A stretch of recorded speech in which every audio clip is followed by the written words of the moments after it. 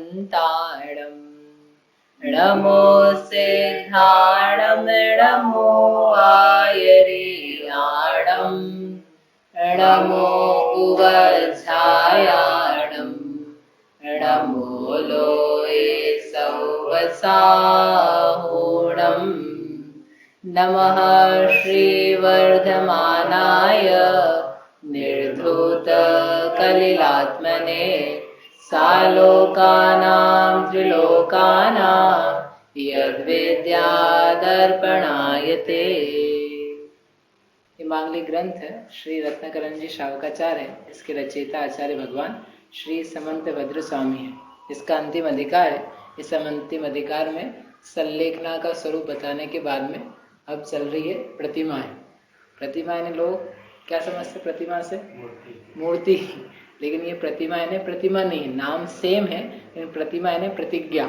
जो बुद्धि पूर्वक पापों का, विषयों का त्याग किया जाता है आजीवन पर्यंत के लिए, उसका नाम है प्रतिमा। वे प्रतिमाएं कितने प्रकार की है? 11 प्रकार की। 11 प्रकार की प्रतिमा में से पहली प्रतिमा अपन ने प्रारंभ की थी, उसका नाम है दर्शन प्रतिमा। उसके 4 विशेषण यहाँ पर श्लोक में दिए थे कि क्या है दर्शन प्रतिमा। दर्शन प्रतिमा का धारक जो श्रावक है उसे बोलते हैं दर्शनिक श्रावक। दर्शनिक यानी दर्शन करने लायक नहीं, दर्शनिक यानी जो दर्शन से युक्त है। यानी कौन सा दर्शन? सम्यक दर्शन। तो उसको लेकर के यहाँ पर स्वरूप दिया है ना। तो ये अपन ने कल पढ़ा था, इसके 4 विशेषण थे। पहला विशेषण है जो सम्यक दर्शन से शुद्ध है, सम्यक दर्शन शुद्ध। दूसरा था संसार शरीर भोग निर्विण्ण, संसार से, शरीर से, भोगों से विरक्त हो। निर्विण्ण यानी विरक्त होना। और पंच गुरु चरण शरण, पंच परमेष्ठी के चरण ही जिसके लिए शरणभूत हैं। और चौथा दिया था तत्व पथ ग्रह्य, तत्व के पथ को ग्रहण करने वाला हो। पहला क्या है इसमें से? दर्शन से युक्त हो। तो दर्शन से युक्त तो सभी जीव हैं। जो ये प्रतिमाएं धारण कर रहे हैं उनका सम्यक दर्शन तो अनिवार्य है। बिना सम्यक दर्शन के प्रतिमाएं नहीं हुआ करती। इतना अवश्य है कि बाहर में व्रत लिए जा सकते हैं, लेकिन जिसको अपन पंचम गुणस्थान कहते हैं, अर्थात जीव की 2 कषायों के अभाव से होने वाली परिणति, अपनी निज आत्मा का संवेदन, अनुभव और अप्रत्याख्यानावरण अनंतानुबंधी का अभाव, उस रूप जो स्थिति है उसका नाम बनता है वास्तव में पंचम गुणस्थान। ऐसा कदाचित किसी के पास ना हो, फिर भी उसने प्रतिमा ले रखी हो, तो उस प्रतिमा के लेने से वो जल्दी 5वें में जा सकता है कि भाई बाहरी त्याग तो उसने कर ही रखा है। लेकिन वास्तव में परमार्थ से जब तक वह कषायों का अभाव, मोह का, मिथ्यात्व का अभाव नहीं कर लेता, तब तक उसका पंचम गुणस्थान नहीं है, वह उसकी तरफ प्रयासरत है। ऐसा कहने का अभिप्राय यह है कि एक तो कोई त्याग करना चाहे और इस प्रकार से विषयों के त्याग से आगे बढ़े, व्रत आदि ले, तो उसके लेने की मना नहीं है। लेकिन साथ में उसको ये भी ध्यान रखना चाहिए कि मुझे मोह का अभाव करने लायक है। ये जो मैंने प्रतिमा ले ली बाहरी रूप से, इतना ही श्रेयस्कर नहीं है, इतना ही स्वरूप नहीं है, ये तो साधन है। इस साधन के माध्यम से मुझे मेरी आत्मा की विशुद्धि, निर्मलता, परिणामों की उज्ज्वलता, आत्मा का अनुभव ये बढ़ाने लायक है। क्योंकि होता क्या है कि ये सब सुन करके अपन व्रत की तरफ सन्मुख होते हैं, जो कि अच्छी बात है, परंतु फिर व्रत मात्र धारण करके लगता है कि अपना कार्य हो गया। कार्य हो गया ने अब अपने को और ज्यादा कुछ करने को बचा नहीं। अपने गृहस्थ जीवन में जितना अधिकतम त्याग हमसे हो सकता था हमने कर लिया है, अब हम वो कुछ भी नहीं करेंगे। जबकि आचार्य क्या कह रहे हैं कि ये तो आपका साधन है, इस साधन से आपको क्या करना चाहिए है? साध्य निज शुद्धात्मा की उपलब्धि।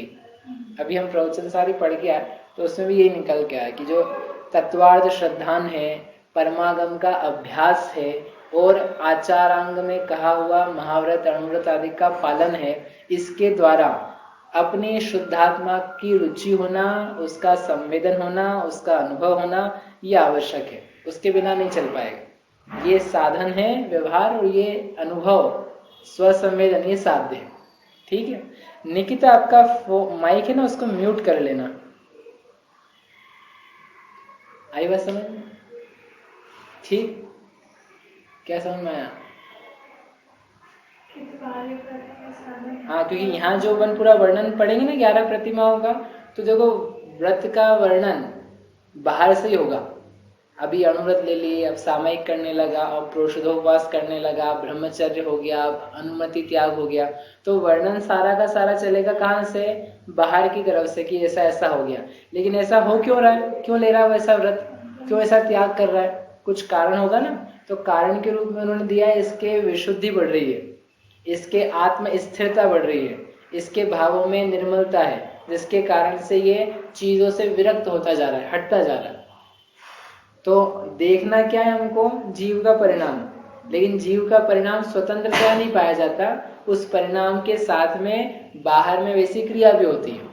तो वो क्रिया के कारण विशुद्धि की, विशुद्धि के कारण वो क्रिया है? हाँ, इनका ऐसा प्रश्न है कि क्रिया के कारण विशुद्धि है कि विशुद्धि के कारण से क्रिया है? क्या है? ये जो व्रत वगैरह है ना, ये व्रतों का पालन क्या है, पहले चालू हो जाता है। तो पहले आपको क्रियाएं पाई जाएगी, और क्रियाएं पाई जाकर के फिर उससे तात्कालिक विशुद्धि पैदा होती है, एक वातावरण मिलता है, एक सर्कमस्टांस जैसे मिले कि जिसमें अब आप अपने आत्मा की तरफ ज्यादा उन्मुख हो सकते हो। तो वो व्रत आदि के निमित्त से एक वातावरण से फिर इसने पुरुषार्थ किया, और पुरुषार्थ करके फिर अपने आत्म विशुद्धि, आत्म अनुभव वो बढ़े या उत्पन्न हुए। तो वो इसका ऐसा संबंध है। यूं देखा जाए तो ऐसा कहेंगे कि यूं देखा जाए तो ऐसा होगा, कहा जाता है कि आपके परिणाम निर्मल होंगे तो व्रत होंगे। लेकिन वास्तव में देखा जाए जो क्रम है, क्रम, तो क्रम में ऐसा है कि पहले व्रत होते हैं विरक्ति होने पर, पापों के प्रति त्याग करने की बुद्धि है तो वो विरक्त होता है व्यक्ति, और विरक्त होकर के फिर व्रत लेता है, और व्रत लेकर के फिर आत्म स्थिरता करता है। ये हमेशा ऐसे होता है। मुनिराज भी मुनि व्रत प्राप्त करते हैं तो पहले वे विरक्त होते हैं, वैराग्य आता है, वैराग्य आकर के महाव्रत अंगीकार होते हैं, निर्ग्रंथ अवस्था होती है, अवस्था होकर के फिर 3 कषायों का अभाव होता है। ऐसा नहीं होता कि 3 कषाय के अभाव रूप जो निर्मलता है वो तो आ गई पहले, और बाद में इन्होंने क्या किया, गर्भस्त्र आदि का त्याग किया, फिर नहीं करते, ये पहले होता है। इसलिए आपके प्रश्न का सीधा उत्तर करणानियों की अपेक्षा से देखें तो व्रत आदि का ग्रहण, उस ग्रहण के निमित्त से कुछ आत्म परिणामों की विशुद्धि, लेकिन वो व्रत का ग्रहण भी कुछ विशुद्धि से ही होगा। जब तक पापों के त्याग करने का, इंद्रिय विषयों के त्याग करने का अभिप्राय नहीं है, उसमें हेयपने का भाव नहीं है, और व्रतों के प्रति किंचित उपादेयता का भाव नहीं है, तो आदमी जाएगा क्यों उधर? तो उधर परिणाम आया। अब आकर के इसने फिर उस व्रत को ग्रहण किया, ज्ञान किया, और ज्ञान करके अपनी आत्मा को जाना, आत्मा में लीन हुआ।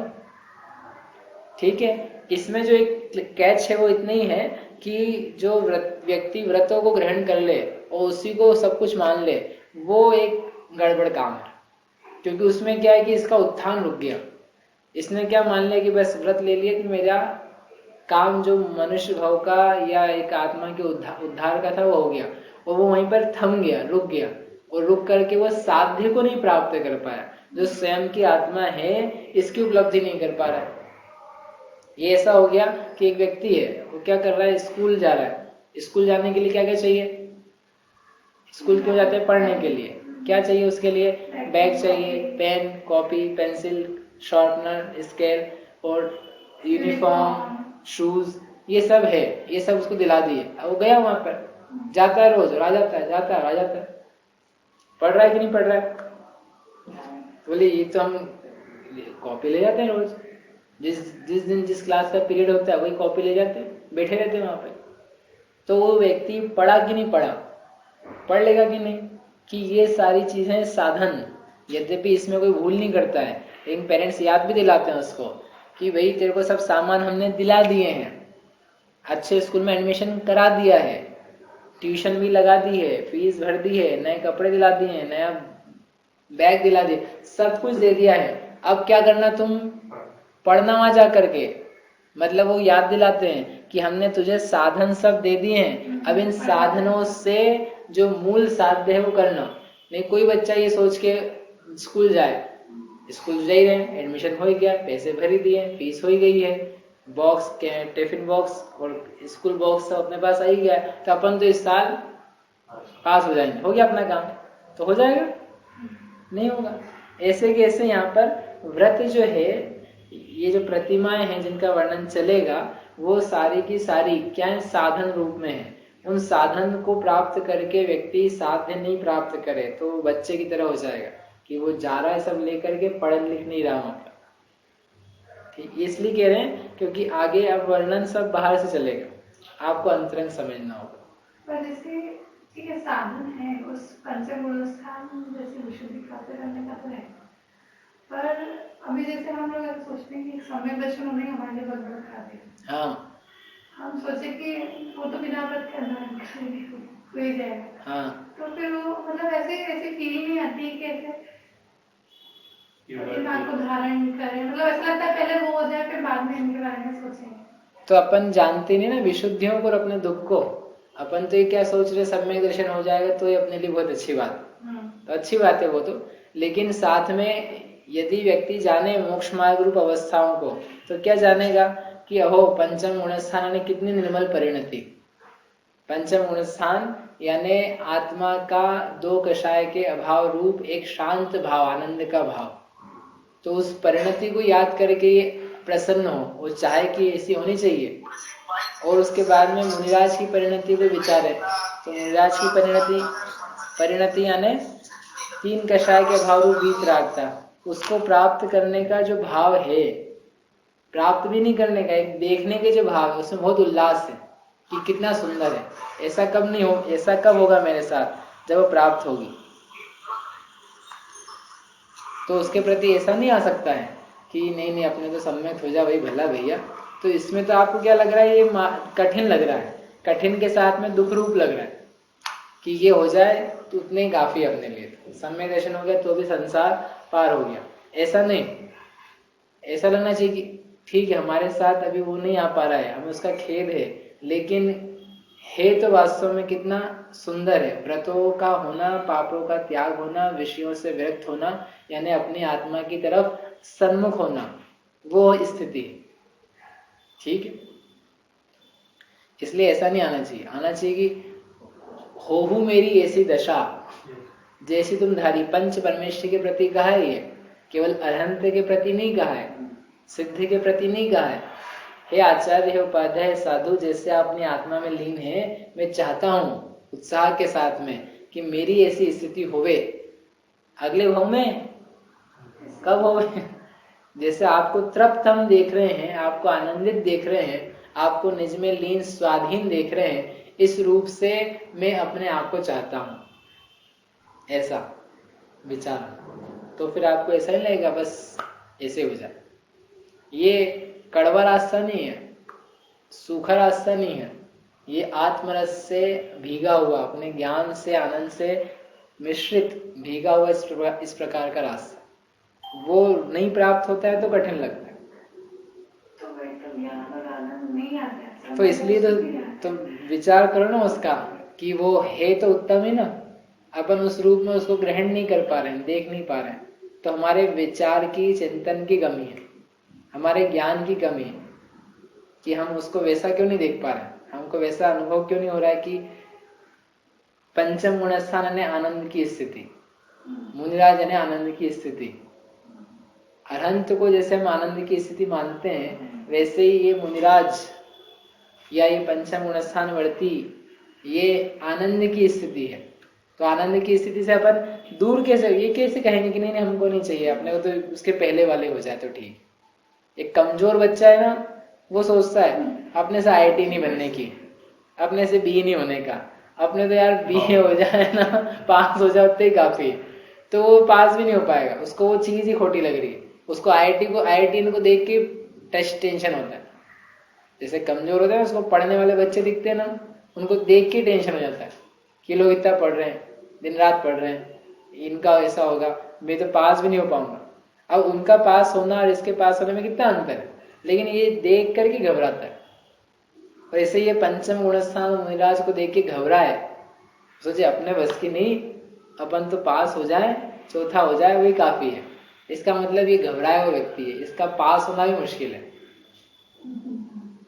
ये तो क्या रहेगा, अच्छे पढ़ रहे हैं, अपन नहीं पढ़ पाते कोई बात नहीं, लेकिन ये अच्छा है, ये प्रशंसनीय है, ये अच्छा है, ये व्यक्ति जैसा अपने को बनने लायक है, ये जैसे दिन रात पढ़ते हैं, काश में ही पढ़ पाता तो हमारे लिए भी मार्क्स इतने आते हैं। ऐसी भावना करने वाला जो है व्यक्ति, वो तो फिर भी सही रास्ते पे, भले वो नहीं अभी पढ़ पाएगा, IIT नहीं बन पाएगा, लेकिन फिर भी उसका जो भाव है वह पॉजिटिव है। और इस व्यक्ति का भाव तो कैसा है, नेगेटिव। ये परीक्षा देने जाए, 4 लोगों को देखे कि ये सब लोग लिख रहे हैं, लिखे ही जा रहे हैं। कई बार ऐसा होता है एग्जाम में कि ये ना एक्स्ट्रा शीट ले ली 4-5 लोगों ने क्लास में, तो बाकी बच्चे सोचते रहते यार ये क्या कह रहा है, उनको टेंशन आ जाती है और वो लिख नहीं पाते हैं और फिर वो कुछ भी लिखना चालू कर देते हैं। ऐसा हो जाता है। तो अपन क्या है कि ले रहे तो ले रहे होंगे, अपन भी लेंगे, नहीं लेंगे तो नहीं लेंगे, उसमें क्या है। एक्स्ट्रा शीट लेने से मार्क्स आते हैं क्या, कि बराबर प्रॉपर लिखने से आते। इसलिए दूसरों को देख देख के टेंशन नहीं आना, बल्कि ले रहा है कोई व्यक्ति, अच्छा कर रहा है, अच्छे मार्ग पे है, रास्ते पे है, उसको देख करके प्रशंसा आनी चाहिए। कि एग्जाम्पल में तो आपको इधर दे दिया, इधर से समझना कि कोई पंचम में है, कोई सप्तम में है, कोई श्रेणी में है, तो उनको देख के प्रमोद होना, उत्साह होना, उल्लास बढ़ना, वीर उसका उलसना, उसका तो नाम है बराबर सोचना, समझना, पॉजिटिव थिंकिंग। और उसके बजाय दूसरा होना, व्रत नहीं, व्रत अच्छे नहीं, ऐसा नहीं। अच्छे नहीं मतलब कि अपने को बस की नहीं है, ऐसे नहीं। अच्छे हैं, हम नहीं ले पा रहे हैं, ये हमारी कमी है, लेकिन हम प्राप्त करना चाहते हैं। ठीक। और इसमें एक पॉइंट ये हो सकते हैं, अगर सम्यक दर्शन तक ही सीमित है, जब व्रत लेने की भावना नहीं हो आगे, हाँ, तो उसका सम्यक दर्शन भी आगे तक बना रहे, ये भी जरूरी थोड़ी है। वो कहेंगे कि जिसको मुनि बनने की भावना नहीं है वो जैन ही नहीं है, जैन है सम्यक दृष्टि नहीं है। ये सारा का सारा जो प्रकरण है, ये सारा का सारा किस दिशा में जा रहा है, मोक्ष मार्ग की तरफ। और मोक्ष मार्ग यानी मुनि अवस्था, निर्ग्रंथ अवस्था। तो ये दिया है श्रावकाचार्य में, ये अनगार सागर धर्मामृत। जिसको मुनि बनने की चाह नहीं है, जो मुनि नहीं होना चाहता, उसका सम्यक दर्शन भी नहीं है, वो श्रावक भी नहीं। समझ में? मतलब हम जो कर रहे हैं, हम कर काय के लिए? मोक्ष के लिए। मोक्ष मार्ग से होता है, मोक्ष मार्ग निर्ग्रंथता से होता है। निर्ग्रंथता की तरफ हमारी दौड़ है, उस तरफ हमारी राह है। यदि हमारी राह वहां नहीं जा रही है, कहीं और जा रही है, श्रद्धान में, ज्ञान में, तो कुछ सोचने की जरूरत है। ये नहीं कि एक एक करके अपन कपड़े का त्याग कर देंगे तो निर्ग्रंथ हो जाएंगे। वो दिमाग में तो क्लियर होना कि हम चाहते क्या है, लक्ष्य क्लियर होना चाहिए। उसकी प्राप्ति, उसकी उपलब्धि क्रमशः होती है, एक साथ नहीं हो जाती, लेकिन होना तो वैसा चाहिए। तो इस प्रकार से ये कॉमन बात करी अपन ने आज, जो अपन आगे सब दशाओं पे समझ लेना। सब दशा ने सारी प्रतिमाओं पे, इस सारी प्रतिमाओं का वर्णन हम बाहर से करेंगे, आपको अंतरंग समझ लेना चाहिए। और एक प्रतिमा से दूसरी प्रतिमा की निर्मलता बढ़ती हुई जाएगी, दूसरी से तीसरी, तीसरी से चौथी, इनमें विशुद्धि बढ़ रही है। और उन्होंने कह भी दिया पहले श्लोक में कि जो पहले के नियम हैं, पहले के गुण हैं, वे सारे गुण आगे की प्रतिमाओं में पाए जाते हैं। वो छूट नहीं जाएंगे, वो चलते रहेंगे। तो ऐसा पहला कहा था, सम्यक दर्शन से शुद्ध, अर्थात उसका तात्पर्य दिया था कि उसके सम्यक दर्शन में दोष ना लगे, शंका, कांक्षा, भी चिकित्सा अधिक ना हो, इस प्रकार की निर्मलता वाला सम्यक दर्शन हो, उसे कहेंगे सम्यक दर्शन से शुद्ध। दूसरा अपन पढ़ते हैं अभी, संसार शरीर भोग निर्विण्ण, संसार से, शरीर से और भोगों से विरक्त हो। क्या चीज है ये तीनों? संसार से, संसार यानी 4 गतियां, संसार यानी जो कुटुंब कबीला है, बाहर की चीजें हैं, उसको बोलते हैं संसार। माता, पिता, भाई, बंधु, और यदि विस्तार में करो तो मित्र, परिवार, रिश्तेदार, नातेदार, ये सब। और विस्तार करो तो संसार यानी 4 गतियां, केवल मनुष्य गति नहीं, चारों की चारों गतियां, उसका नाम है संसार। संसरण जिसमें किया जाता है, ऐसी दुख रूप 4 गतियां, इसका नाम संसार। ऐसे संसार से होना विरक्त, यानी उसकी चाह नहीं होना, चारों गतियों में चाह नहीं होना। कौन सी गति चाहते हो आप? सोचना बैठ कर, मैं कौन सी गति चाहता हूँ। कौन सी गति हो जाएगी ये अलग बात है, कौन सी गति आप चाहते हो ये अलग बात है। जैसे बच्चा एग्जाम में सोचता है मुझे कितने मार्क्स आने चाहिए, मैं चाहता क्या हूँ, और आते कितने अलग बात है। ठीक है ना, दोनों में अंतर समझ में आए। ऐसे ही हम कौन सी गति चाहते हैं और क्या हो जाएगी, वो क्या हो जाएगी कि देव होगी कि मनुष्य होगी, वो एक अलग बात है। कि वो क्रम में जो आनी होगी, क्रम में आने जैसा के परिणाम होंगे जिस अनुसार आयु बंध वगैरह, तो वो सब होगी, वो अलग विषय है। लेकिन आप क्या चाहते हो, what do you want out of yourself from गति पर्सपेक्टिव, कौन सी गति चाहते हो आप? तो अपन यदि सोचे अपने बारे में, सोचना अच्छे से, तो उत्तर निकल के आएगा कि देखो अपन अच्छी गति चाहते हैं। अच्छी गति यानी या तो मनुष्य गति हो बढ़िया, राजा महाराजा, हाँ अनुकूलता है जिसमें हो धन संपत्ति परिवार वैभव वगैरह सब हो वो, या फिर देवगति हो, ये अपन चाहते हैं। ये चाहते हैं, संसार के विरक्ति नहीं है। यदि संसार से विरक्ति है ना, चारों गति से विरक्ति, हम एक भी गति नहीं चाहते हैं। एक अभी गति मार्गना पढ़ाई ना, उसमें कहा था 4 गतियां हैं और 4 गति के अलावा एक और गति है, सिद्ध गति। कौन सी सिद्ध गति? जिसमें जाई जरा मरण भया संजोग विजोग दुख संडाय रोगादिगाण, जिससे सा होदी सिद्ध गई। जिसमें रोग शोक संयोग वियोग भय मैथुन आहार परिग्रह जन्म मरण जरा भय ये सब नहीं है, उसका नाम है सिद्ध गति। वह सिद्ध गति नमस्करणीय है, प्राप्त करने लायक है। उस गति के स्वरूप का विचार रह करके मैं बस वही चाहता हूँ और कुछ नहीं चाहता हूँ। अब होगी क्या वो आप जानो, लेकिन मैं चाहता कौन सी हूँ, क्या चाहता हूँ? सिद्ध गति। मैं केवल सिद्ध बनना चाहता हूँ और कुछ नहीं बनना चाहता हूँ। ऐसा भाव होना, उसको बोलते हैं ये संसार से विरक्त है। इन अनुकूलताओं में लगा हुआ नहीं, आसक्ति नहीं है। बेटे में, बच्चे में, परिवार में, पुत्र में, इन सब में से ये छूटा हुआ है। छूटा हुआ है भाव से छूटा हुआ। यद्यपि परिवार में ही है, बच्चे में ही है, पुत्र में ही है, सब घर गृहस्थी के काम है, उनमें लगा हुआ भी है, परंतु उसमें इसको आसक्ति नहीं है, आसक्ति का अभाव है। अभी छूटे नहीं है। देखो छूटेंगे 6वें गुणस्थान में मुनि अवस्था में, अभी तो विरक्ति की बात कह रहे हैं, किसको वास्तव में विरक्ति पाई जाती। इसलिए क्रमशः आगे जाके पापों का त्याग भी कर रहा है। इसके उनसे भिन्नता का भाव बना हुआ है।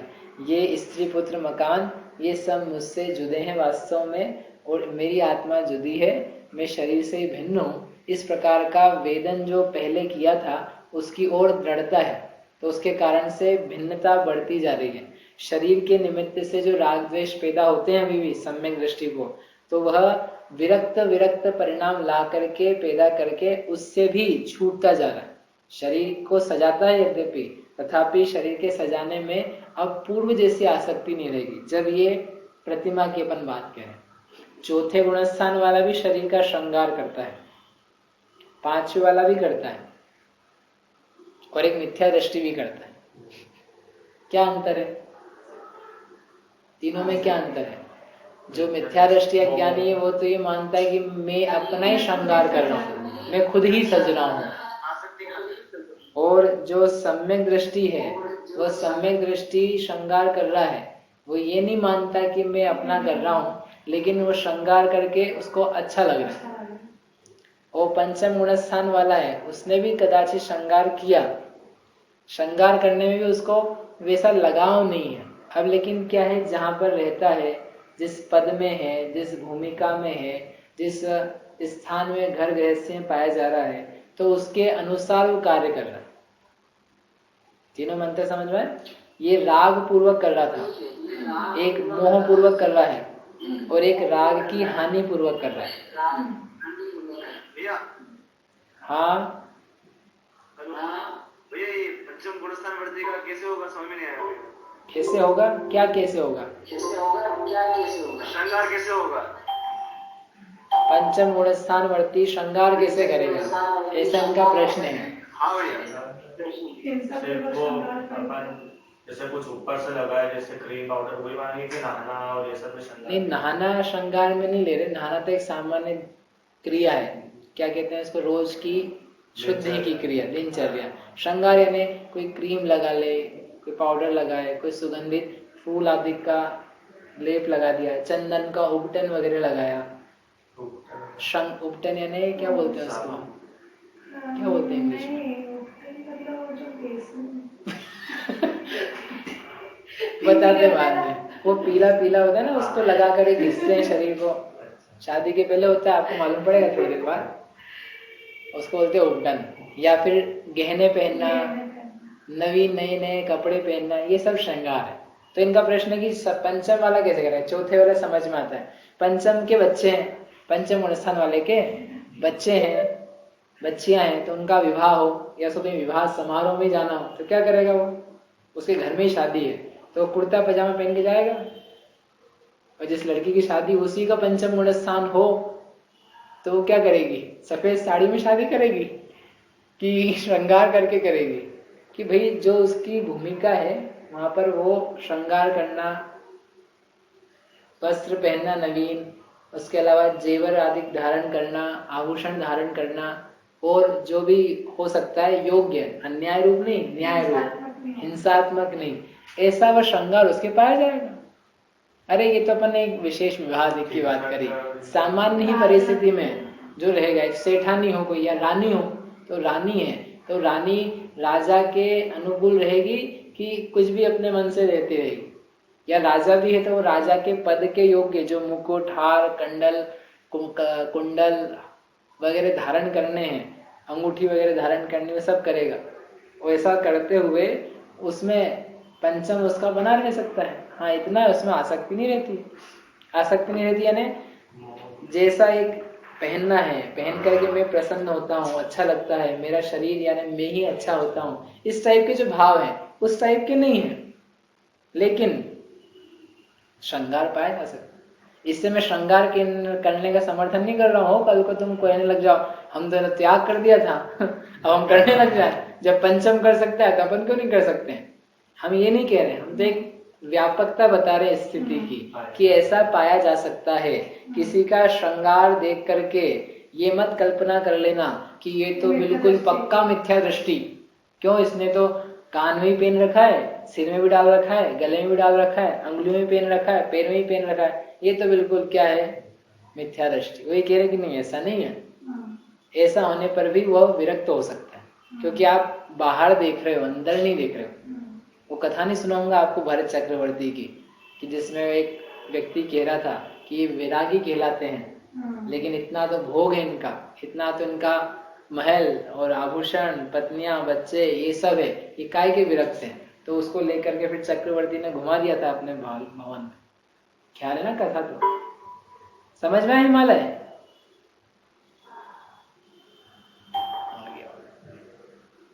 ठीक है। उसके अलावा ये तो अपन ने वर्तमान काल की बात कही। इसके अलावा आपसे कहा 4 गतियां, 4 गति में नरक गति से विरक्त तो ख्याल मेरे ख्याल से हर कोई है। तिरंज गति से थोड़ी बहुत विरक्ति है, किसी किसी तिरंज को देख के तिरंज गति पसंद आने लग जाती है व्यक्तियों को। यही तिरंज अच्छे हमसे, तो इनको कम से कम मिल तो रहा है, तो इसका मतलब वो विरक्त नहीं, वो तो मूर्ख है। फिर कोई मनुष्य गति से विरक्त नहीं है, मनुष्य गति चाहता है। मनुष्य गति मिलेगी तो मोक्ष मिलेगा ना, मनुष्य गति मिलेगी तो मोक्ष मिलेगा, कि तुम पुरुषार्थ करोगे तो मोक्ष मिलेगा। क्या स्थिति बनेगी? और पुरुषार्थ करोगे तो उसके अनुकूल जो जो साधन मिलने हैं वो सब होंगे। तुम मनुष्य गति नहीं चाहो, मनुष्य गति से विरक्त हो। देवगति नहीं चाहो, देवगति से विरक्त हो, क्योंकि इन चारों ही गतियों में रंच मात्र भी सुख की स्थिति पाई जाती नहीं है। ये गतियां ध्रुव नहीं है, ये गतियां अशरण रूप है। इसलिए उन 4 गति रूप संसार से यह हुआ विरक्त है। मुझे स्थिर तत्व की, स्थिर पद की प्राप्ति चाहिए, ऐसा विचार करके विरक्त हो। हो गया संसार से। दूसरा क्या है? शरीर। इस शरीर से मैं विरक्त हुआ, शरीर मेरा नहीं है इसलिए इससे विरक्ति होनी चाहिए। शरीर में सुख नहीं है, शरीर के अवलंबन से सुख नहीं है, शरीर के अवलंबन से ज्ञान नहीं है, शरीर के अवलंबन से मेरा अस्तित्व नहीं है, इसलिए इस शरीर से और भेद ज्ञान करता हुआ ये विरक्त होता है। भेद ज्ञान के अवलंबन से सम्यक दर्शन हुआ था, लेकिन सम्यक दर्शन होने पर भी भेद ज्ञान अल्प रहे, सामान्य रहे, तो शरीर की क्रियाओं से विरक्त नहीं होता, शरीर के भोगों से विरक्त नहीं होता, पापों का त्याग नहीं करता। शरीर संबंधी चीजों में अभी भी रस बना हुआ रहता है, खाने में, घूमने में, पीने में, देखने में, इन सब चीजों में अभी भी एक अज्ञानी की भांति बाहरी रूप से चौथे गुणस्थान में रहता हुआ व्यक्ति, उसकी क्या स्थिति रह सकती है? समान जैसी। अब जब पंचम की तरफ आ रहा है तो थोड़ा अंतर दिखेगा। अब वैसा शरीर के भोगों के प्रति, शरीर के प्रति लालसा नहीं है, कम है उससे, जो बाहर भी कदाचित थोड़ी आपको दिखाई देगी, सारी की सारी अभी भी नहीं दिखाई देगी, लेकिन थोड़ा सा दिख सकता है कि इन दोनों में अंतर है, चौथे में और पांचवें में, या अज्ञानी में और पांचवें में। और भोगों से विरक्त होना, भोगों से यानी पांच इंद्रिय के भोगों से, यद्यपि अभी भी भोग है इसके, अभी भी घर में ही है, अभी भी पलंग आदि का प्रयोग हो सकता है, स्त्री का भोग हो सकता है, भोजन दोनों टाइम वो भी सब चल सकता है, बाजार का नहीं, घर का, ये सब चल सकता है। पुष्प का यूज करना, गंध का यूज करना, पुष्प की ज्वेलरी क्यों, क्या तकलीफ है? पुष्प अनेक प्रकार के आते हैं, पुष्प सब प्रतिष्ठित भी होते हैं और अप्रतिष्ठित भी होते हैं। हम तो सर्वकालिक बात कर रहे हैं कि अप्रतिष्ठित पुष्प भी होते हैं, इसलिए पुष्प का प्रयोग किया जा सकता है। करो, हम ये नहीं कह रहे आपसे, भोगों का जितना त्याग किया जाए, जितना उनसे छूटा जाए वो भला है, लेकिन अपनी दृष्टि पूरी बराबर होनी चाहिए देखने के लिए। अधूरा ज्ञान काम नहीं आता है, दूसरे को देख देख करके फिर संक्लेश पैदा होता है, दूसरे के सामान्य भाव को भी देख करके अपन उसको हीन समझते हैं, बाहरी प्रवृत्तियों से अनुमान लगाते हैं। जबकि यदि अपन पढ़े आगम को लेकर के तो अपने को क्लियर हो जाएगा कि पाया जा सकता है। अभी अपन ने पहले पढ़ा था ना भोगो भोग परिमाण व्रत, उसमें कहा था भोग भोग के परिमाण में पुष्प, फूल, इत्र, इन सब का परिमाण करना, यानी पुष्प का प्रयोग कर सकता है, हो सकता है, जो निर्दोष पुष्प हो उनका, सदोष का तो करेंगे, ठीक है, वो जो लक्षण नहीं ना उससे पता चले। ऐसे पांच इंद्रिय के भोगों से विरक्त होना, उसे कहेंगे निर्विण्ण संसार शरीर भोगा। ये कौन सी प्रतिमा चल रही है अभी? पहली, ठीक। ये दो विशेषण हुए। आप थोड़ा और विचार करना कि चौथे गुणस्थान वाले में और पांचवें में क्या अंतर आएगा। एक सामान्य रूप से तो अपन आसक्ति के अंतर को ही कहेंगे कि इसके श्रद्धान में है, आसक्ति वाला हो गया। चौथे वाले को श्रद्धान है कि संसार सही नहीं है, शरीर अपना नहीं है, भोगों में सुख नहीं है, ये उसके श्रद्धान में है। ये जो पंचम गुणस्थान में विरक्ति की अपन बात कह रहे हैं, तो इसकी परिणति में भी आ रहा है। अब संसार के प्रति विरक्ति श्रद्धान में थी, अब बाहर भी लग रही कि विरक्त है, मतलब ज्यादा सांसारिक कार्यों में उलझना नहीं चाहता। यद्यपि उलझता है, लेकिन जैसे कहते हैं ना, मन में इच्छा नहीं वैसा करने की। वो ब्याह शादी में जाना पड़ता है, हम जाते भी हैं, मिलते भी लोगों से, लेकिन अच्छा नहीं लगता जाकर के। और एक वो व्यक्ति है जो जाता है प्रसन्न चित्त रहता है, उसको कुछ विकल्प नहीं ऐसा कि इसमें कुछ गड़बड़ हो रही है। और एक वो जो जाना ही चाहता है, उसमें ही सुख मानता है। ब्याह और शादी में लोगों से मिलने में जिसको बहुत अति प्रसन्नता है, उसमें ही वो पार्टीज में क्या मानता है कि सुख है। एक तो वो व्यक्ति है, एक वो है जो मानता है कि सुख नहीं है, लेकिन पार्टीज में जाता है और उसको अच्छा लगता है। लेकिन वो ये नहीं चाहता रहता बस पार्टीज होती रहे और मैं जाता रहूं, उसमें मजा आता है, लेकिन फिर भी उसको पार्टीज अच्छी लगती है, वो जाता है उसमें। और एक वो व्यक्ति है कि जो जाता है, लेकिन जाने पर भी उसके अंतरंग में क्या भाव है, जाना पड़ रहा है, जाने की इच्छा नहीं है, लेकिन गृहस्थी है, कुछ काम है, कुछ लोग मिलते हैं, क्लाइंट्स रहते हैं, व्यवस्था चलानी है, इसको लेकर के वो जाता है। तो उसको कहते हैं कि इसको मजबूरी है, वो है विरक्ति का परिणाम।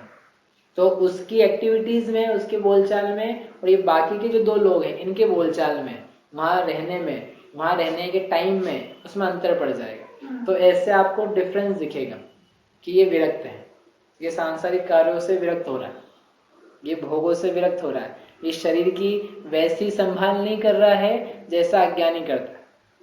जैसा अज्ञानी को एकत्व है वैसा इसके नहीं पाया जा रहा है, और परिणति भी वैसी आ रही है। तो ऐसा अंतर पंचम गुणस्थान की पहली प्रतिमा में मालूम पड़ेगा। समझ में आई बात? ठीक है, यहीं तक करते हैं, इसके आगे कल करेंगे। दो रह गए अभी। कौन कौन से? पंच गुरु चरण शरण और तत्व पथ ग्रह्य। टाइम हाँ हेलो, हाँ भैया, ये आपने बताया पुष्प जो अप्रतिष्ठित पुष्प भी होते हैं, तो फिर ये कैसे, मतलब कौन कौन से पुष्प ऐसे होते हैं जो अप्रतिष्ठित होते हैं? हाँ, ढूंढने पड़ेंगे अपने को। आपको यूज करने हैं क्या? जी मैं नहीं। तो फिर नहीं यूज करने का मतलब है क्या? जब यूज करने हो तो आप बता देना। अच्छा, चलो। जा वाणी के ज्ञान ते सूझे लोकालो, सो वाणी मस्तक नवो सदा देत हो ढोक।